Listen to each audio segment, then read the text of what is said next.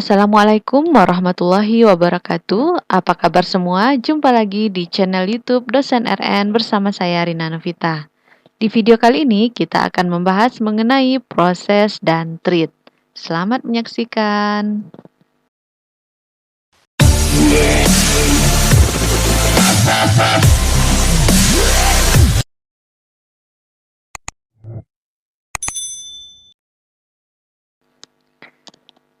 Adapun yang akan kita bahas pada kali ini adalah mengenai konsep dasar dari proses, konsep dasar dari treat, dan penjadwalan CPU. Nah, sebagaimana kita ketahui bahwa sebuah sistem operasi terdiri dari beberapa komponen, ya diantaranya adalah manajemen proses. Pada kesempatan kali ini kita akan bahas lebih lengkap mengenai manajemen proses tersebut. Nah, yang pertama kita lihat apa itu proses. Nah, proses adalah program dalam eksekusi.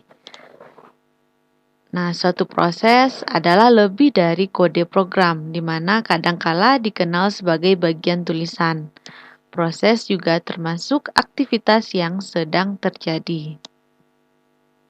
Nah, jadi di sini bisa kita simpulkan ya bahwa sebuah proses ini adalah proses yang sedang dieksekusi, dilaksanakan. Nah, jadi di dalam CPU ini terdapat beberapa proses ya. Apalagi kita yang suka multitasking, misalnya mendengarkan musik melalui YouTube misalnya ya, sambil searching dan sambil juga mengetik di Microsoft Word. Nah, ini tentu akan terjadi proses antrian ya. Nah, dimana kalau kita lihat proses itu adalah program mana yang sedang dikerjakan atau dieksekusi. Kemudian kita lihat ya bagaimana keadaan sebuah proses tersebut. Ya, sebagaimana proses bekerja, maka proses tersebut merubah state atau keadaan statis atau asal. Ya, status dari sebuah proses didefinisikan dalam bagian oleh aktivitas yang ada dari proses tersebut. Nah, jadi inilah keadaan proses di mana ya keadaan awal ini akan dirubah. Misalnya awalnya itu diam ya, kemudian kita buat dia bergerak. Misalnya videonya stop ya, kita buat dia menjadi play. Nah, jadi disinilah keadaan sebuah proses ini kita membuat atau merubah keadaan asal ya atau keadaan yang statis yang diam itu jadi bergerak. Apa saja proses atau keadaan ini? Keadaan dari proses ya. Yang pertama ada new. Nah, new di sini adalah proses sedang dikerjakan atau dibuat. Kemudian ada running. Running ini adalah instruksi sedang dikerjakan. Kemudian yang ketiga ada waiting. Proses sedang menunggu sejumlah kejadian untuk terjadi. Contohnya misalnya seperti sebuah penyelesaian I/O atau penerimaan sebuah tanda atau sinyal. Kemudian yang keempat adalah ready, yaitu siap. Proses sedang menunggu untuk ditugaskan pada sebuah prosesor. Dan yang terakhir adalah terminated, di mana terminated ini merupakan proses setelah selesai melaksanakan tugasnya atau mengeksekusi sebuah program. Nah, jadi keadaan sebuah proses ini ada 5, ada new, ada running, ada waiting, ada ready, dan terminated. Nah, di mana masing-masing keadaan ini ya keadaan sebuah proses ini diperlukan dan tentu dalam proses melakukan atau mengeksekusi sebuah program. Nah, berikutnya adalah mengenai treat. Nah, sebelum kita lanjut ke pembahasan mengenai treat, bagi teman-teman yang baru bergabung di channel ini, jangan lupa klik tombol like, ya, kemudian subscribe, dan hidupkan loncengnya untuk mendapatkan notifikasi video terbaru dari channel ini. Karena subscribe itu gratis loh.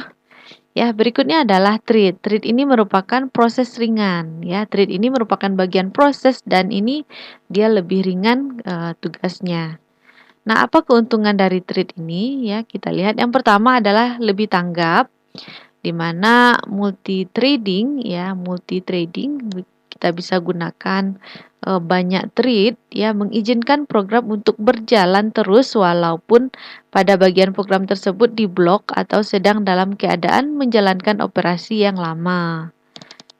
Kemudian yang kedua adalah pembagian sumber daya, di mana secara default thread membagi memori dan sumber daya dari proses.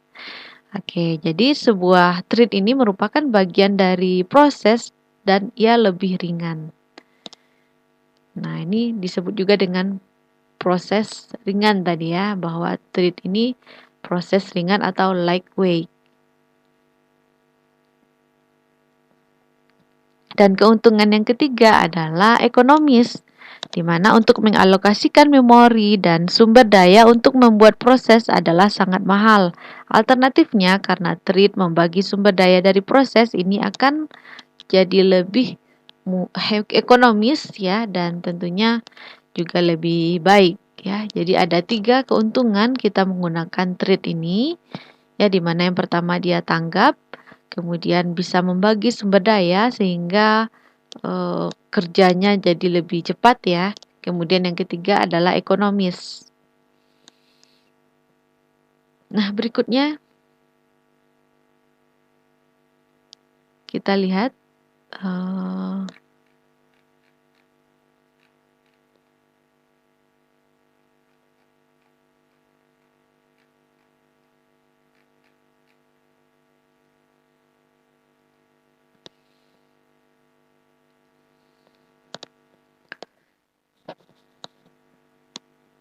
nah, ini udah tadi keadaan thread.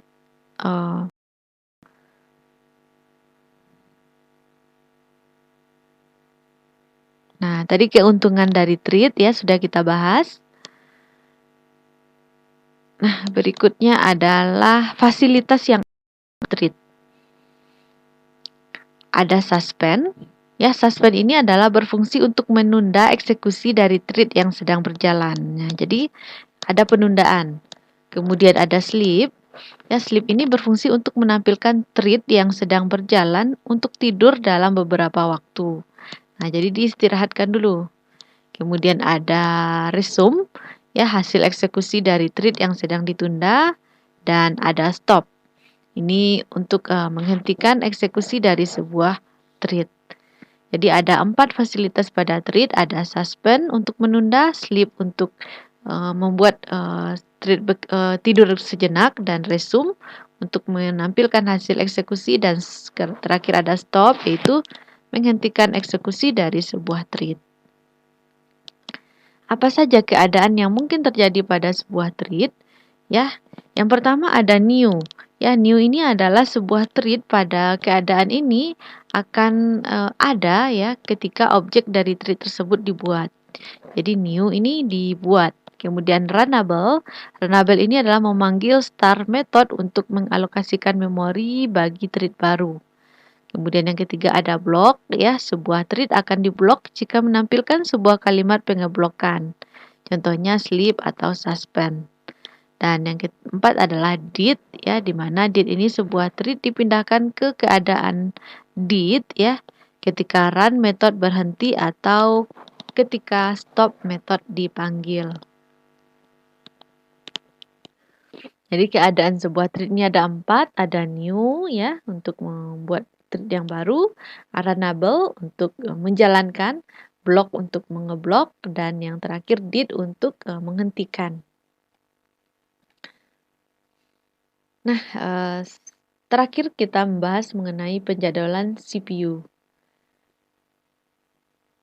Nah, karena proses yang terjadi di dalam sebuah komputer ini adalah terjadi pada prosesor atau otaknya sebuah komputer, yakni CPU, ya, perlu kita ketahui bahwa di dalam prosesnya sendiri itu ada kegiatan yang lebih kompleks, ya. Terutama nanti ada proses bagaimana sebuah program atau proses ini terjadi ya, pastinya ada antrian dan ada segala macamnya. Nah, di sini sebenarnya ada sebuah algoritma yang berjalan, yaitu nanti algoritma penjadwalan CPU. Nah, ini nanti akan kita bahas lebih detail dan lebih dalam mengenai algoritma apa saja yang terjadi dan bagaimana prosesnya ya. Nah, ini nanti akan kita bahas di next video. Dan di video ini kita akan membahas ya eh, dasarnya bagaimana tentang penjadwalan CPU.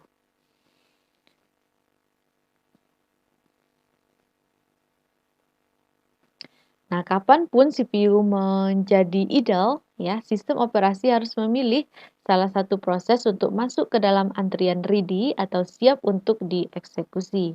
Penjadwal memilih dari sekian proses yang ada di memori dan mengalokasikannya ke CPU untuk dilakukan proses pengeksekusian.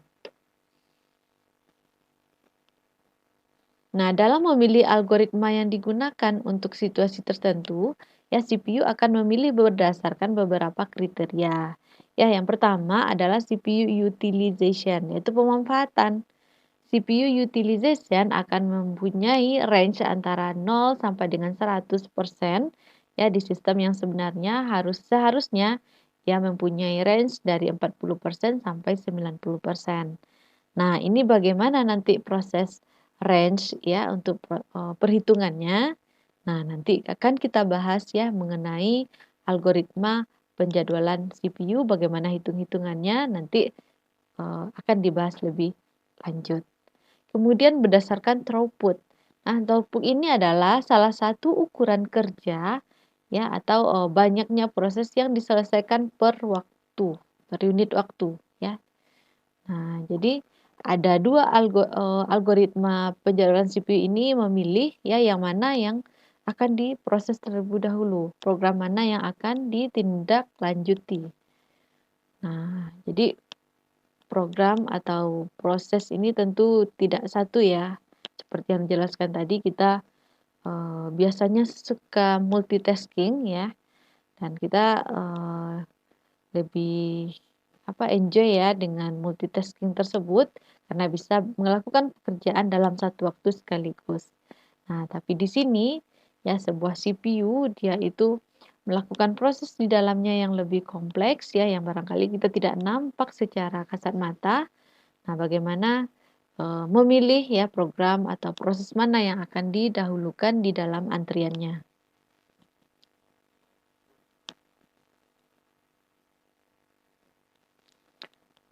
Nah, kemudian ya, yang ketiga kriterianya adalah turnaround time ya.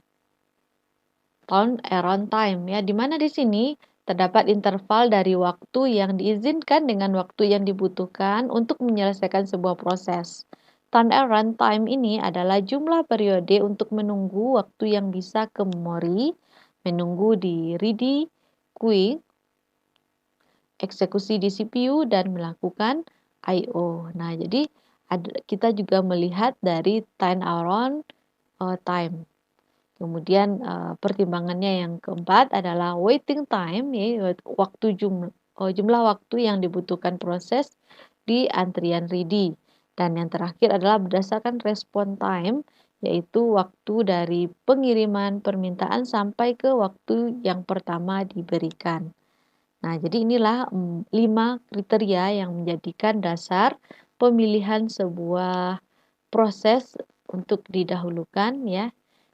Nah, ada CPU utilization, kemudian ada throughput ya berdasarkan unit waktu.